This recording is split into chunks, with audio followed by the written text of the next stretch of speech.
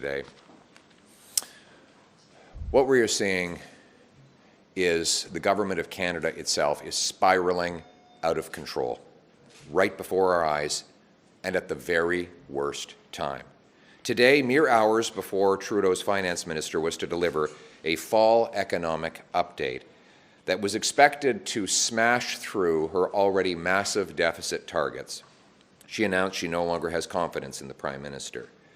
Canadians were already anxious about the reckless $40 billion deficit the government had announced last spring, but today, in mere hours, they were expected to learn that it was much higher than that, threatening our social programs and our fiscal stability right in the middle of a potential trade war.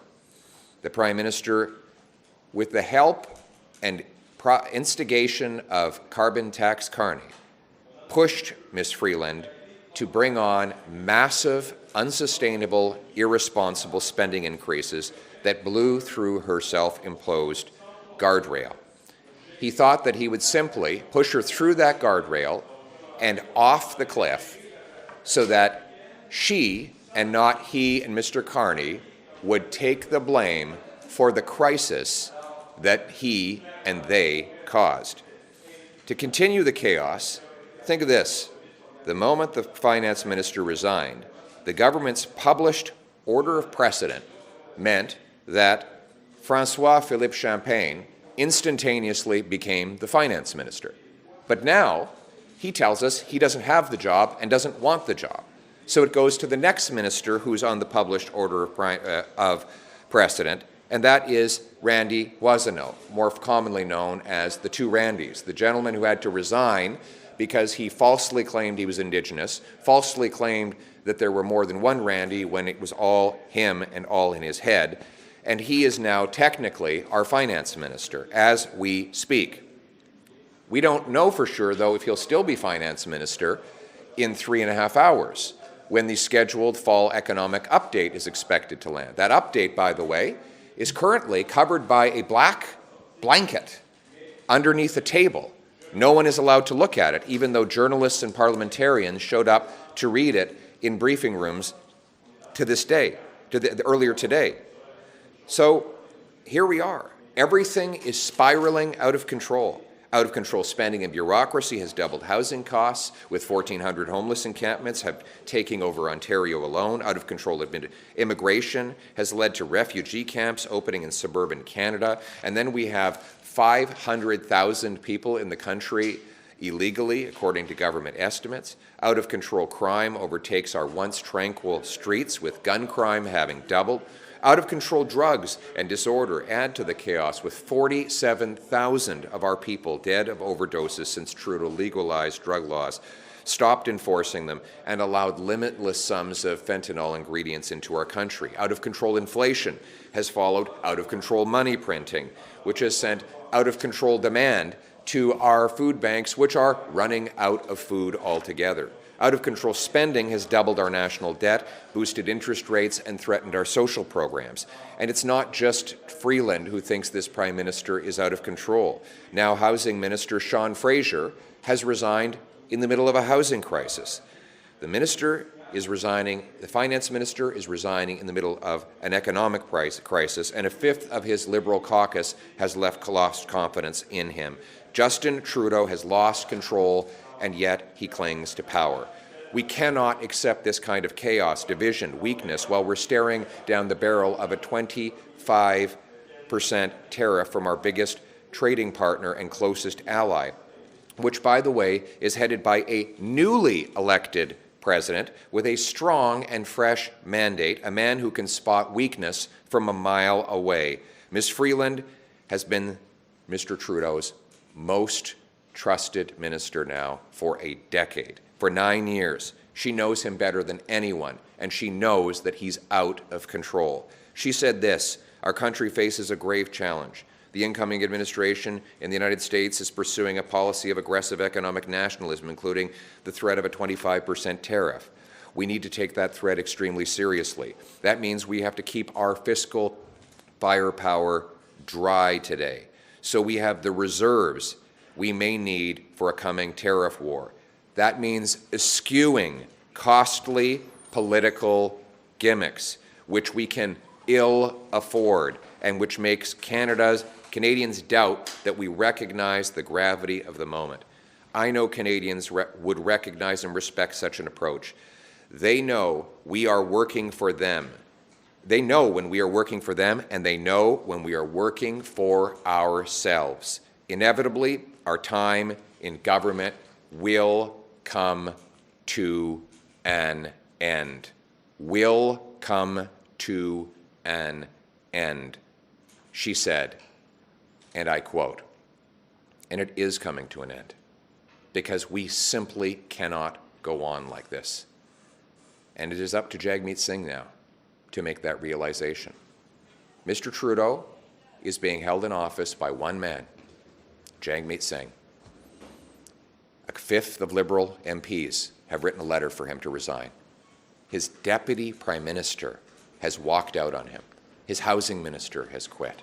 That on top of numerous other female ministers who stormed out after his appalling mistreatment and abuse and dishonesty towards them. 80% of Canadians have lost confidence in this Prime Minister. So why is Jagmeet Singh making the entire country wait for him to get his pension? That is the question today. To patriotic Liberals across the country, my message is this. You supported this government in good faith because you thought it was the right thing for the country. And you are good and decent patriotic people who've been let down by a Prime Minister and his top advisor, Mr. Carney, who have betrayed Ms. Freeland and you. Carney and Trudeau, the backroom boys, have taken the Liberal Party away from anything it used to stand for. What I'm calling for is let's bring home the common sense consensus of Liberals who believed in liberty, Conservatives who believed in conserving it, fiscal responsibility, compassion for our neighbours. These are the shared common values that will bind up our nation's wounds and bring us back together.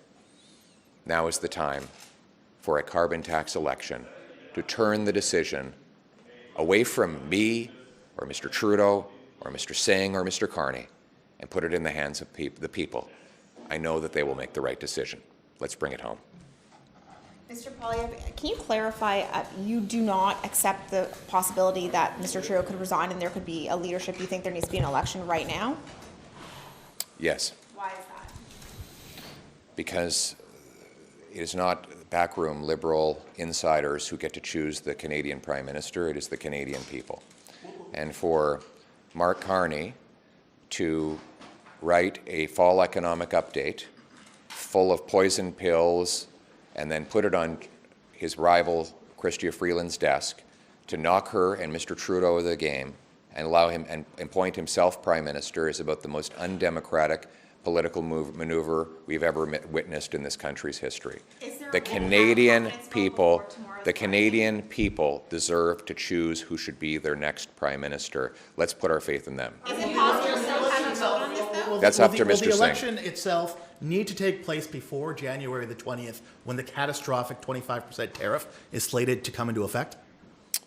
It would be ideal to have the election done before the president takes office or within the first week or two of his mandate, so that Canadians would have a strong Prime Minister with the brains and backbone, the strength and smarts to stand up for Canada facing down President Trump and our American competitors. But to be clear, do you think there is a process? Is there a process in the House of Commons? We're in a minority government. Do you see a process in which the House could vote no confidence before it rises tomorrow? Is there such a maneuver that you can do? I think it's really up to Jagmeet Singh. Do you think Canadians resigned hours before tabling the fall economic statement? How should the government now proceed with the Feds? Should it be tabled? Yes. Last question. And maybe the answer is just for them to table the Fez and let's vote up or down on the Fez. It would be a confidence motion. I think the answer is to table the Fez, the fall economic update, and let the House of Commons vote up or down. And if the fall economic update is defeated, then it would be a non-confidence vote and we would proceed to a carbon tax election. Je pense que M. Trudeau devrait déposer la mise à jour économique cet après-midi et permettre un vote ce soir pour permettre la Chambre des communes de montrer si oui ou non on a la confiance ou bien si on va aller en élection pour reprendre le contrôle de notre pays. Last question. Do you think Canadians want their Christmas holiday to be interrupted by a federal election campaign? I think right now Canadians' Christmas holidays are being interrupted by the NDP Liberal hell they're living under. Lining up 2 million people at food banks, 1,400 homeless encampments, a doubling of gun crime, the worst inflation in 40 years, our 6 consecutive quarters of shrinking per capita GDP, $500 billion of investment leaving for the United States. Parents are tossing and turning at night because we have the most indebted households by far in the G7. That's the real hell that is interrupting people's Christmas spirit right now. And I think the best Christmas present we could give Canadians is to let them choose a new, common sense, conservative government that will bring home Canada's promise, so that anyone from anywhere can do anything. Hard work gets them a powerful paycheck and pension that buys affordable food, homes, and wonderful Christmas gifts to go under the tree. Thank you.